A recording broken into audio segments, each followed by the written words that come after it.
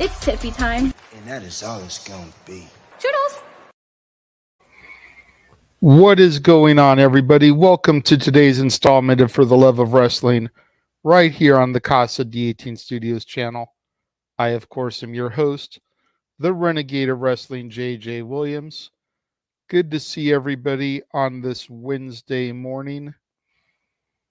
How is everybody doing today? Got a lot to get into. Last night was NXT Halloween Havoc Night 1. And I'm just going to say right here, the main roster and AEW seriously need to watch this show and learn how to book women. 23 women were featured across approximately 8 segments. Women opened the show and closed the show. And with the exception of one match, which wasn't horrible, but wasn't as good as some of the others, every match clicked and delivered, in my opinion.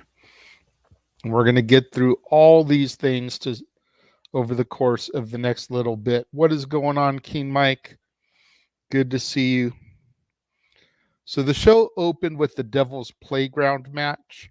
Roxanne Perez dressed up as Roxy Kruger and Kiana James. This was a fantastic, hard-hitting brawl between the two women. Lots of animosity going on.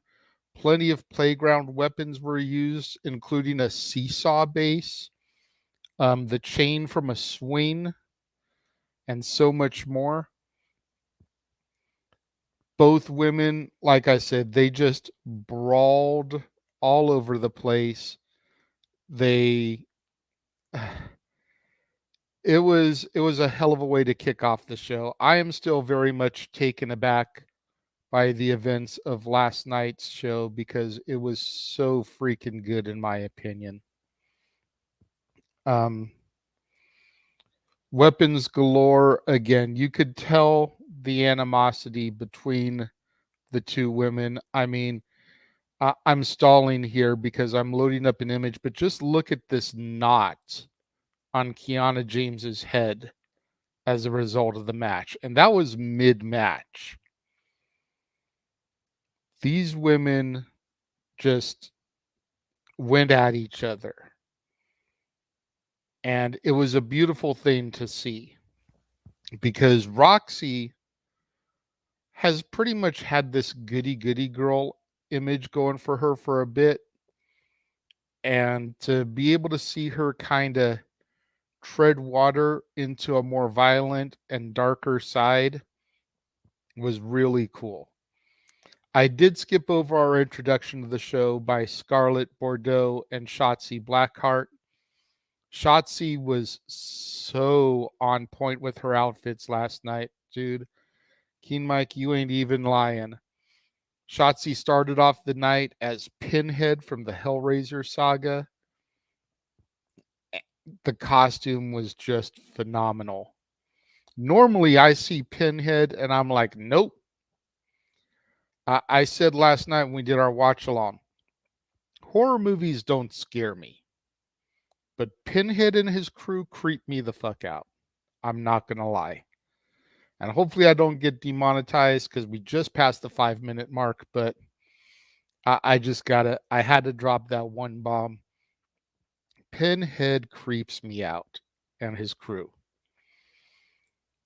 Roxanne was able to get the victory in this one after hitting pop rocks, landing on Kiana's bag, which had a brick in it, shattered the brick with the pop rocks.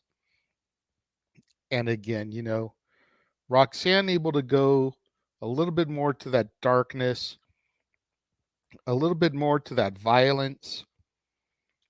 I think she's kind of fed up with people underestimating her and looking at her as this goody-goody. And it's good.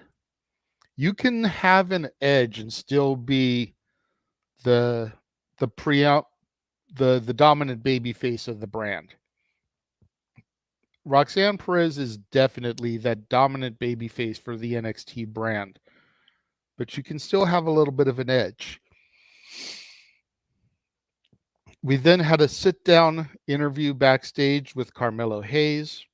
Vic Joseph conducted the interview, and he tried to address the elephant in the room, the attack on Trick Williams from last week, and just very matter-of-factly tries to ask Melo if he did it. And Melo gets offended because Trick's been his boy. So why would he go and attack Trick? So he tries to change the subject. He tries to get to the topic of the Ilya Dragunov match for next week, the title match. And they talk about that briefly, but then Trick ends up getting mentioned again, so Vic Joseph returns his line of questioning to the Trick Williams attack. Melo storms off.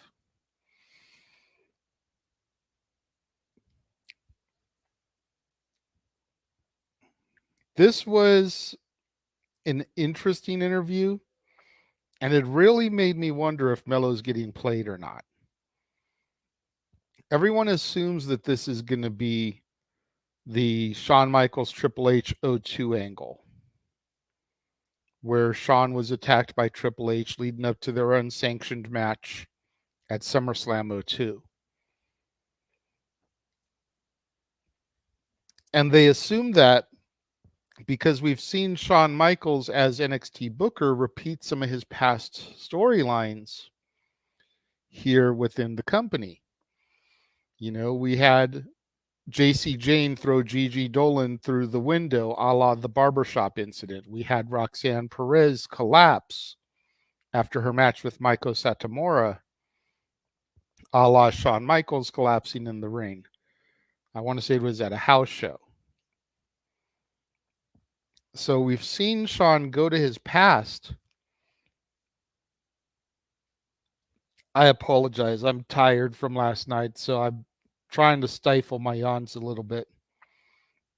We've seen Shawn Michaels go back to his past and try to regurgitate, if you will, some of these angles. So it's very, you can assume pretty easily that that's what's going on here. But what if Trick made it look like he was attacked in order to get Melo off his game so that Trick could be the one to turn? I think that would be an interesting way to go, despite the fact that the crowd is so into Trick right now. Trick is so over, it's not even funny. And last night, the question was asked, why would somebody who's been to the top of the mountain get jealous of a guy that's never been there? Think about where Melo's popularity was a year ago, when people were first kind of starting to get tired of Braun Breaker. And despite the fact that Melo was supposed to be that cocky, arrogant heel, he was starting to get over with the crowd because he was delivering banner after banner and was just that dominant North American champion, bringing some respect to that title. Melo got over organically. Now his partner's taking that shine from him. So that's why he could be jealous.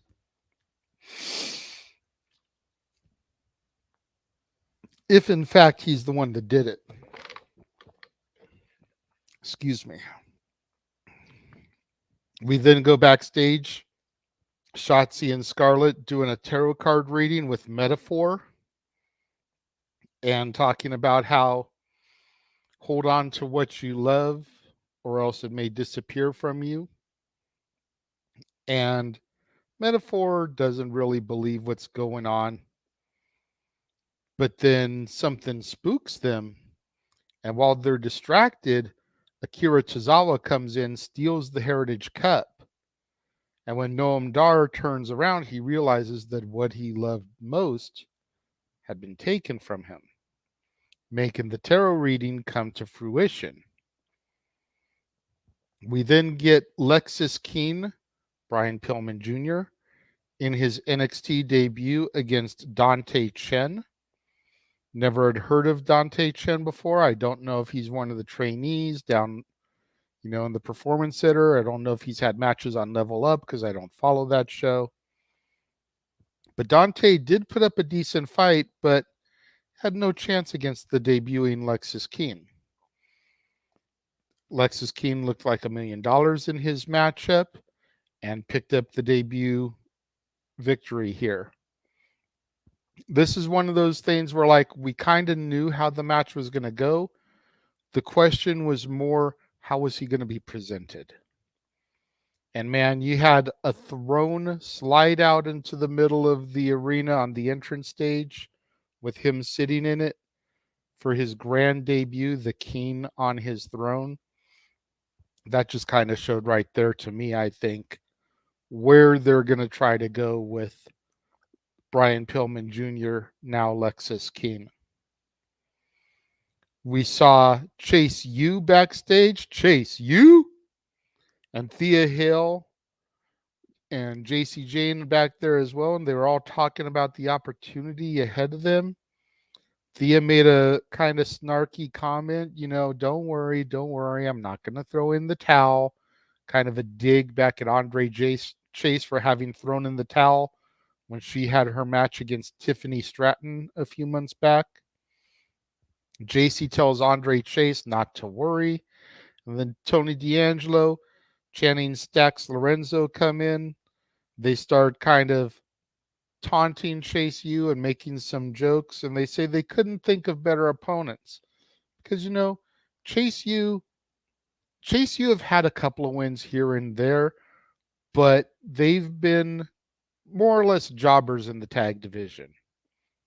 They'll get those start and stop pushes where they'll get some momentum and then the brakes will get slammed on. They'll get some momentum, brakes will get slammed on. And especially with everything going on as of late with Thea Hale and the JC Jane saga, the D'Angelo family figures that they're easy pickings. That's right. Give me a Chase U.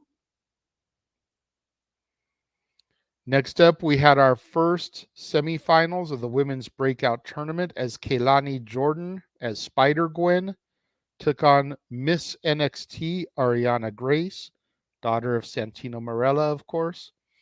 Tremendous showing by both women. They both went out there and proved, at least to me, that both of them wanted this, that they were willing to do whatever it took. Both looked like they could definitely be dominant future stars of the brand and carry the NXT banner going forward. Whoever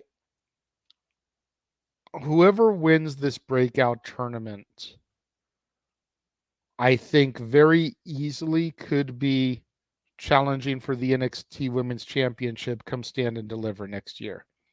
You're hearing it from me, October 25th, 2023, 9:15 a.m. Pacific, 12:15 p.m. Eastern. I'm calling it. Whoever wins the Women's Breakout Tournament, and especially between these two women, we know that Kaylani picked up the victory. Her athleticism is really what helped bring her to that next level, the former gymnastics background and everything. But between Kaylani Jordan, the winner of the second semifinal match, which I'll get to later, and Ariana Grace, as long as they don't get injured, and as long as they continue to improve the level that they are showing right now, I could see one of those three women challenging for the title at Stand and Deliver next year. We then saw a Von Wagner and Mr. Stone promo. Von Wagner is still trying to do his recovery, says that he's nowhere near 100%, questions Mr. Stone for having challenged Braun Breaker to a match next week. And Mr. Stone is just like, I'm tired of Braun and his bullying, the bullyism shown by Braun Lesnar. Shout out to my daughter for that word, bullyism. But this promo was one of the weakest things on the show. And that says a lot because it was a pre-taped video package. So for that to be one of the weakest things on the show just tells you how phenomenal the show was overall. We then went and had our tag team title match. Oh, wait, excuse me. Let me back up just a little bit. We come out and Shotzi is dressed as Edward Scissorhands alongside Scarlett. Scarlett seemed to have just like generic costumes. She didn't really have lavish spectacle pieces like Shotzi did. You figure Shotzi is Pinhead, now she's Edward Scissorhands. I think the most elaborate that Scarlett did was when her and Shotzi dressed up like the Shining Twins later in the evening. Because most of her costumes just seemed to be kind of generic. Unless she was Marie Antoinette in that first segment. That's who I think she was supposed to be. I'm not 100%. But the fact that her costumes don't stand out the way that Shotzi's did, I think, said a lot. But anyway, Shotzi and Scarlett are out there on the entrance ramp next to the wheel. They're kind of hyping the crowd up. And the Creed brothers come out and they basically talk to Shotzi and Scarlett. Hey, I know you guys are the hosts. Last week we were prevented from our opportunity in this match by Humberto and Angel Garza. We want a match with them next week. Can you make that happen since Shotzi's hosting both weeks? Shotzi says, yeah, we'll do it, but let's not have it be any normal match. Let's spin the wheel. So Ivy Nile, running buddy of the Creed, steps up, spins the wheel, and it comes up to be a TLS match. Tables, ladders, and screams. Or no, scares, excuse me. Tables, ladders, and scares instead of tables, ladders, and shares. So Humberto and Angel Los Lotharios will take on the Creeds next week in a TLS match. And then we go to our tag team title match. As Chase U challenged the D'Angelo family. This was some fast and furious action between all four men. Great double team spots throughout the match. JC Jane tried to help Andre Chase cheat in order to win, but he didn't want to do that. He has too much of a moral ground. Tried to institute a teachable moment with her, scolds her a little bit. And then I think it was Stax bumps into Andre Chase, who accidentally knocks JC off the apron. And when Stax goes to pin him, Andre Chase is able to reverse it for the pinfall and the 3 count. And your new NXT Tag Team Champions, Chase U, baby. Much to Noah's chagrin.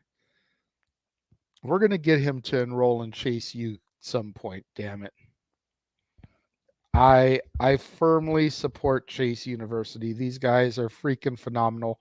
And it was 1 year ago at Halloween Havoc 2022 where Duke Hudson first joined Chase U. So what a nice little bow on the Cinderella story. 1 year later, they become the tag champs. We get a Baron Corbin promo, kind of, insinuating that Mello may have attacked his best friend. And then we go to our lights out match. And once again, we see Scarlett and Shotzi. They flick the switch to turn the lights off. Gigi Dolan dressed as Beetlejuice. Blair Davenport dressed as Georgie Denborough from the Stephen King movie It. And this was just some sheer brutality between these two because they have had such a back and forth going these last few weeks and months. You know, Blair attacking Gigi, Gigi trying to get revenge. Kehlani Jordan had a match with Blair at No Mercy to defend Gigi's honor. You know, it's been brutal between these two.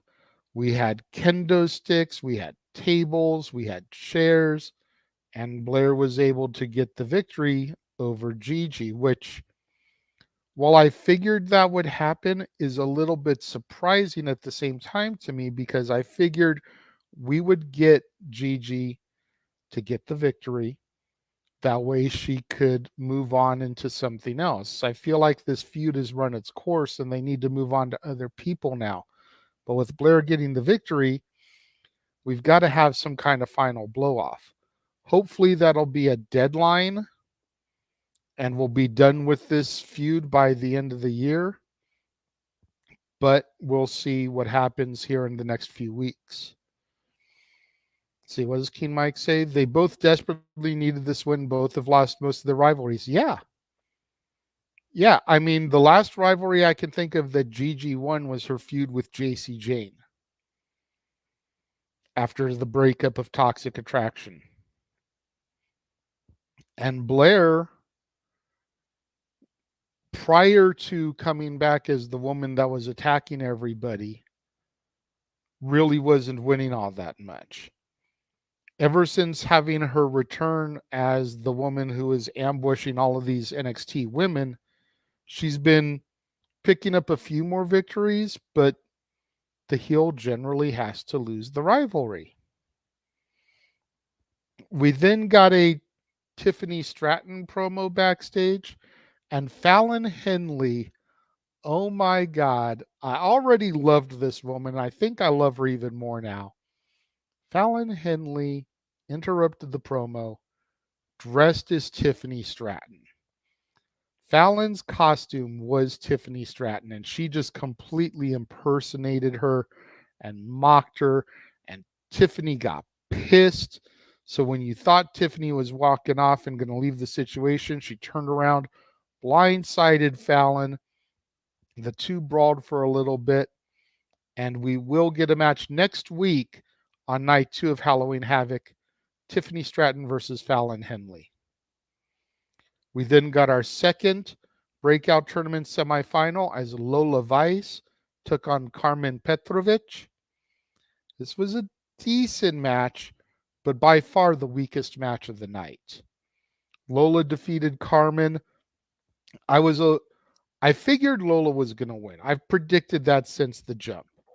But I was a little bit sad that Carmen didn't get to show more of her offense after having a phenomenal match last week. Like, they made her look like $1 million last week. This week they made her look like $100.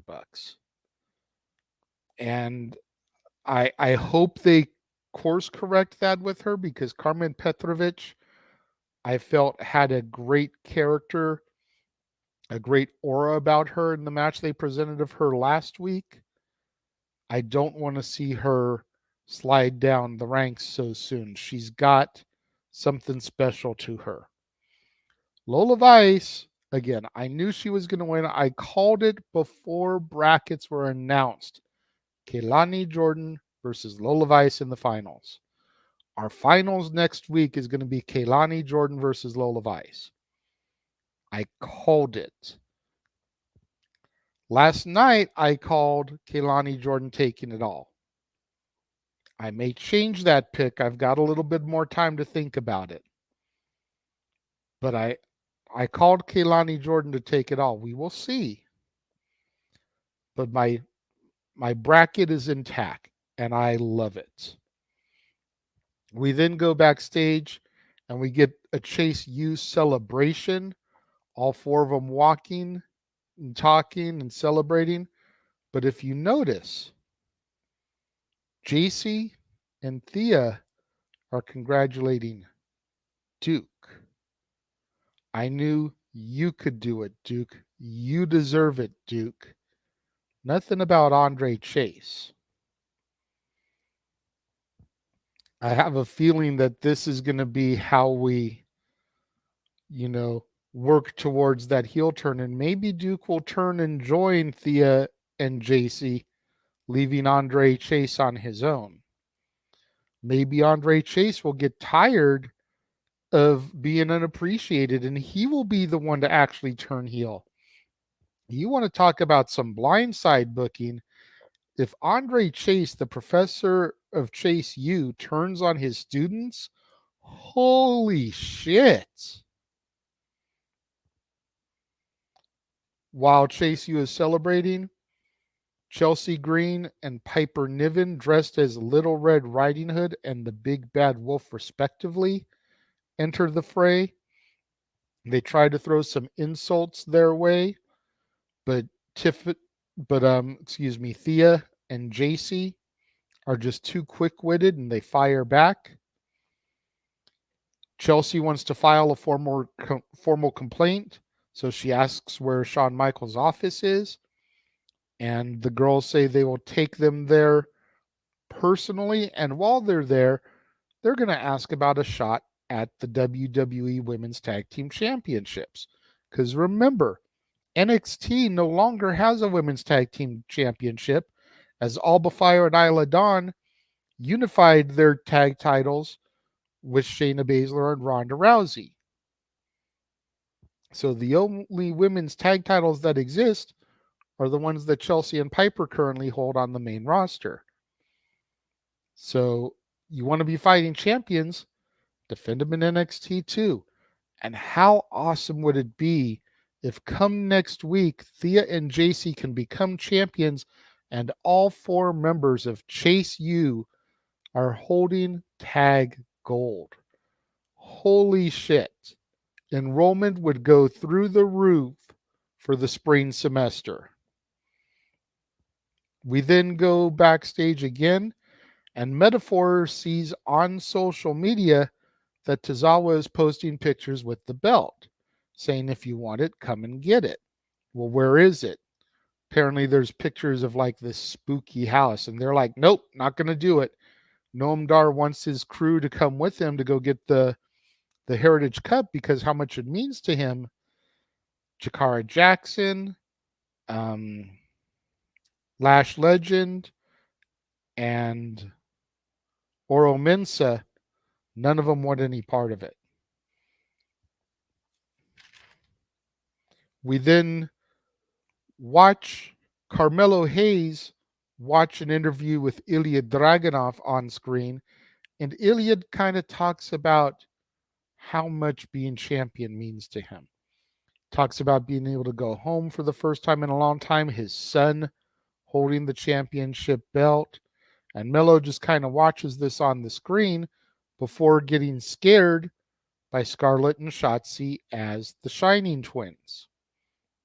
Once they leave, Braun Breaker kind of enters the fray and talks to him and is like, I know how you feel. I've been there. And once I take care of things with Mr. Stone and you take care of Ilya Dragunov, we can get back to this. We then go to our main event as Becky Lynch takes on Lyra Valkyria for the NXT Women's Championship. And Lyra challenging, Becky defending, and this was a fucking banger. Match of the night by far. Lyra and Becky just went toe-to-toe, hold for hold, counter for counter, standoffs, reversals. It honestly reminded me of RVD, Jerry Lynn, and the original ECW. That is how good their chemistry was. And every time RVD and Jerry Lynn touched, it was freaking magic. It was gold. It was match of the night. That's what these two did for me. That is how good their match was. Becky hit the manhandle slam on Lyra, and she kicked out of it. The entire NXT crowd was chanting, holy shit. They couldn't believe it. When Becky went for a second one, Lyra was able to counter it, roll her into a pinfall, get the victory.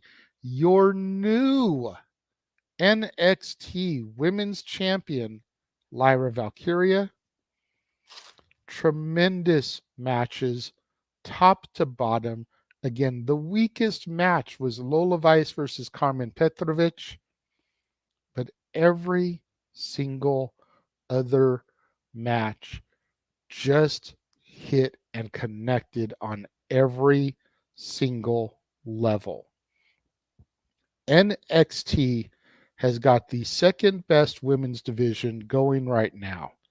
The Knockouts women's division for Impact Wrestling cannot be disputed. They are the trendsetters. They are the bar. NXT is number 2. WWE main roster, AEW, take note. This is how you book women's wrestling. You can have 5, count them, 5 women's matches on a show and still have a great show. You don't have to book the women at the same timestamp of your show every single week. And you definitely do not throw to commercial or picture-in-picture when you are running vignettes for your most over woman on the roster. This showed what women's wrestling is supposed to be and how you book it. Kudos to Shawn Michaels. Kudos to Matt Bloom. Kudos to whoever else is down at the NXT headquarters, the Performance Center, that was responsible for booking this show. Your move, Tony Khan. Your move, Triple H. If I had to give this show a rating, it would be a solid A. It would be an A+ if Lola Vice Carmen Petrovich was a little bit better. But still, I give it a solid A. I'm curious to know what you guys thought of Night 1 of Halloween Havoc. Let me know. Do you guys have any questions for me? Drop them in the chat real quick. I am going to run a brief, we'll say 2 brief commercials, one 40 seconds, one 30 seconds. Give you guys a chance to post some comments in the comments section. And once we come back from that, I will answer whatever there is. We'll wrap up and we will get out of here. We will be right back.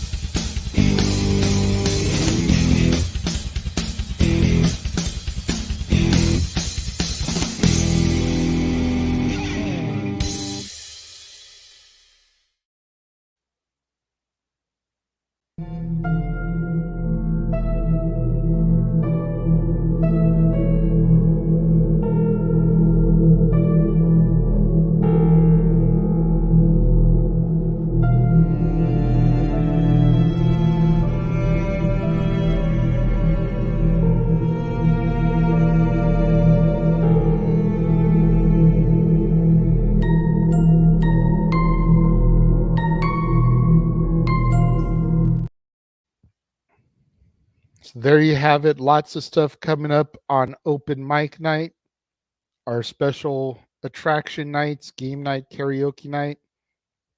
Lots of stuff coming up. Next month will be our Disney karaoke, and then Christmas karaoke in December. Our next game night won't be until January of next year when we do our version of The Price is Right. Of course, next week, Halloween Day. Lots of stuff going on across the multiverse.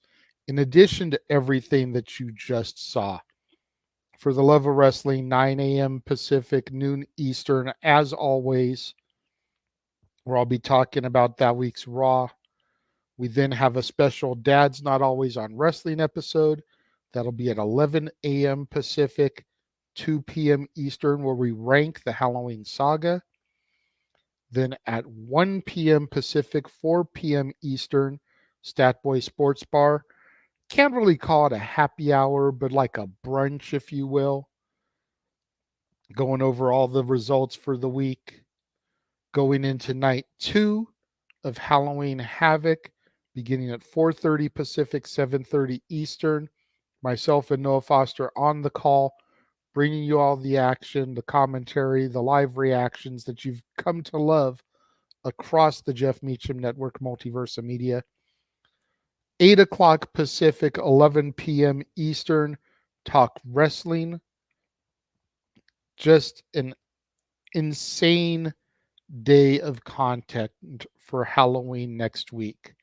So you want to make sure that you've got the channels liked, subscribed, notifications turned on, all that good stuff so you don't miss any of that content 1 week from now.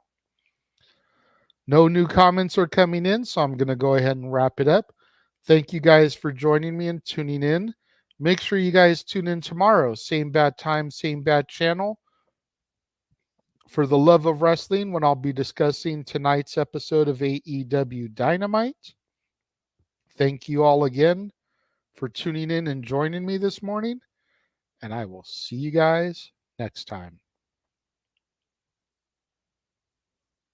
The Jeff Meacham Network's Multiverse of Media. For over 15 years, the recognized symbol of excellence and the standard bearer in coverage of sports and entertainment. Thank you, JJ. Appreciate you